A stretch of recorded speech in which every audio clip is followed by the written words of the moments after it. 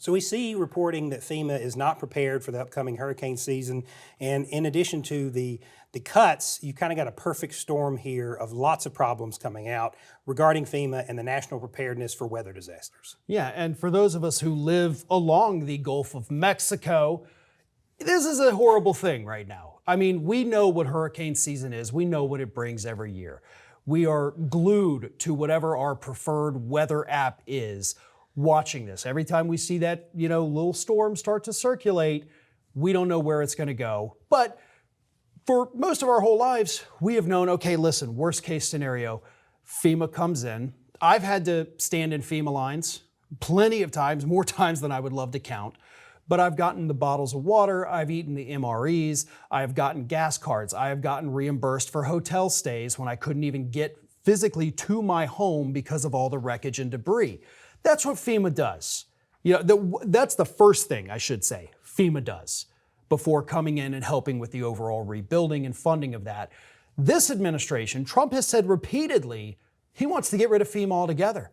And the states, y'all can just fend for yourself when it comes to, helping people after these storms, which Florida on the Gulf Coast, they probably have the money to do that. It won't be as much as FEMA. Texas probably does. Louisiana does not. Mississippi does not. Alabama does not. Georgia over on the other coast does not. We have seen this time and time again. When the funding of something is turned over to the states, it goes to crap. And FEMA right now is telling us, listen, we've lost 30% of our staff. We're losing our funding. And this is from FEMA's own, announcement, we're not ready. We can't do this. And to all of us along the Gulf, this is a horrible thing to have to hear. Well, and to your point about Florida, I looked up the statistic. 13 cents of every dollar of FEMA aid over the last decade has gone to the state of Florida. And so this is a Republican state that helped put him there. And he's talking about cutting 10% of all the recovery that has come to the state. I also want to point out that this is a compounded problem when you look at the cuts to NOAA and to the National Weather Service. So I was doing some research for the show. One of the problems with the National Weather Service is that they're woefully understaffed now. Many are catastrophically or closed entirely. Part of that is they're not sending up as many weather balloons on a day-to-day basis. And this is not something I knew before the show, but across the country, they send up a weather balloon at a certain time, and then they do it in the evening at a certain time. And that allows the 3D weather modeling that we all use on AccuWeather or whatever app we pull up on our phone. That data is free because it's provided by the government. Because they're not sending weather data on a daily basis anymore, that those are shut down, the models are becoming less accurate. We are seeing decreased accuracy in the Tornado Alley, the Midwestern states, rain forecasts for farmers. This is having a cascading failure outside of the hurricanes. So I don't want folks thinking, oh, this only affects the people that get hit by hurricanes. This affects all of us. There's a 19% vacancy rate right now at the National Weather Service. There are 52 critically understaffed agencies within that agency around the country, that they don't have enough staff to continue operating, critically understaffed. And when we look at, because we've had these horrific tornadoes rip through Tornado Alley just in the last few, days and weeks here, these are also states that if the burden of funding FEMA falls onto them, they can't do it.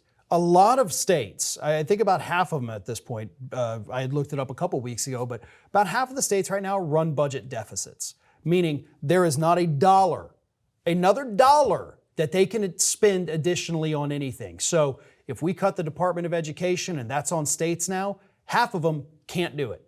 FEMA, same thing. Half of them immediately can't do it, and those states are the ones who rely most on FEMA aid.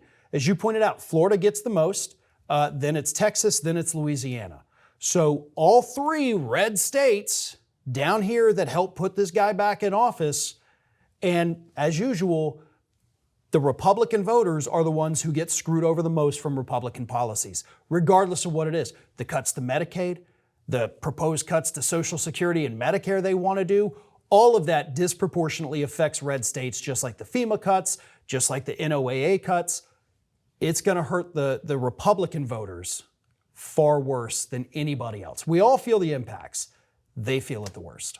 And that's really the problem is that, yes, they're in a death cult, and that would be fine if it was just them, but they're going to take the rest of us with them. And that's the problem when you look at something like the National Weather Service, that you would think that literally the weather would be a bipartisan issue, but even that cannot escape the environment that we find ourselves in. And when you start thinking about like the Doppler radar infrastructure is crumbling, there's no money to fix it, and there's not the staff to go connect the wires, what's going to happen when a tornado, when we've seen the rates go down, even though the amount of tornadoes have gone up, the amount of deaths per tornado has gone down. And that is because of early warning, because of communication, and because of prediction technology. AI cannot replace these people going and physically releasing a weather balloon and recording the data, and the meteorologists and the men and women who have worked very hard for many years to give us reliable weather, not just in an emergency situation, but in a day-to-day situation. When you have the commander-in-chief calling them lazy and berating them because it fulfills some talking point that he wants so he can extend his budget cuts for the wealthy. Yeah, and these are people who are highly educated, a lot of them holding PhDs. They're very smart. Trump is threatened by people that are very intelligent, and I think that is a large part of all these purges we've seen.